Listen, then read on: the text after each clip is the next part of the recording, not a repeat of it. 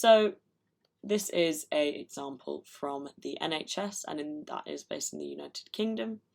And they use a principle called the Gillick competence in order to decide whether a teenager, someone who is, under 16, should be trusted to make a decision about healthcare or treatment.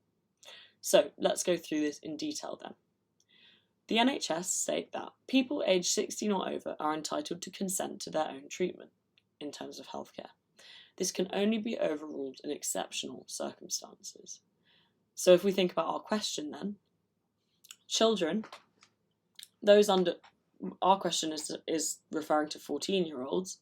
So in the UK then, in the NHS, those under 16, i.e. 14-year-olds, are not entitled to consent to their own treatment without parental permission. They go on to say that, like adults, young people, aged 16 or 17, are presumed to have sufficient capacity to decide on their own medical treatment, unless there is significant evidence to suggest otherwise.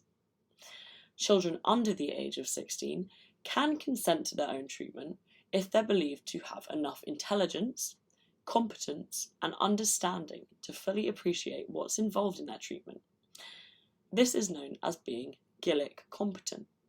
So, essentially in the UK, 14-year-olds would be judged to be trusted to make decisions about their body, particularly regarding whether to consent to treatment or whether to refuse treatment, if they have these three things, which fall under Gillick competence. 1, are they intelligent enough to make the decision? 2, are they competent enough to make the decision, i.e. can they make the decision? Can they say yes or no?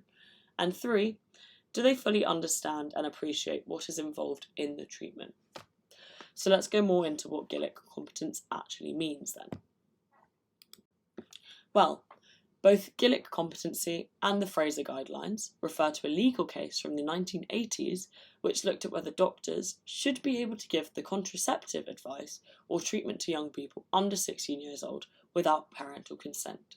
So you'll notice there's Fraser guidelines as well, but we're focusing on Gillick competency right now, and we'll have a look at Fraser guidelines in the next slide. So Gillick competency and Fraser guidelines both help people who work with children to balance the need to listen to children's wishes with the responsibility to keep them safe.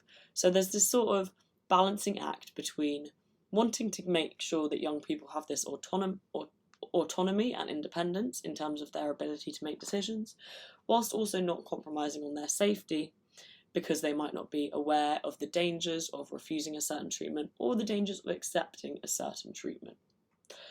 So what is involved then in the Gillick competency requirements? Well, Gillick competency applies mainly to medical advice, but it's also used by healthcare professionals in other settings.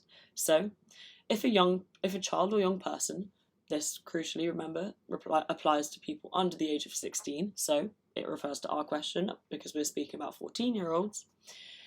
If a young person would like to have therapeutic support but doesn't want their parents or carers to know about it, then the Gillick competency test would apply.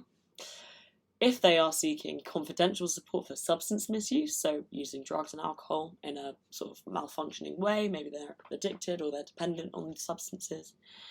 And finally, the Gillick competency would apply if the child or young person, or 14-year-old in our case, has strong wishes about their future living arrangements which may conflict with their parents' or carers' views.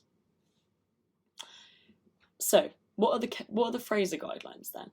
Well, the Fraser guidelines are slightly different from the Gillick competency, but they still relate to decision making amongst teenagers.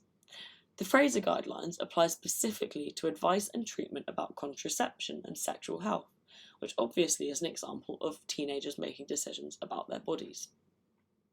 They may be used by a range of healthcare professionals working with under 16-year-olds, including doctors and nurse practitioners.